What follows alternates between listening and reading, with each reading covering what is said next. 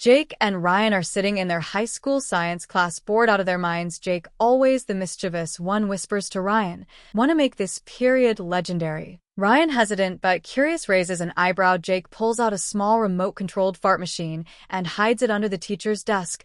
When no one's looking, as the teacher begins explaining chemical reactions, sudden loud fart noises echo. Through the class, the whole room bursts into laughter except the teacher, who looks around. Suspiciously, Ryan tries to hold in his laughter, but ends up snorting, giving them away. As punishment, the principal assigns them to clean the science lab. After school, the final shot shows the two laughing while mopping the floor, Jake saying, "Totally worth it," and Ryan replying, "Next time you're hiding it."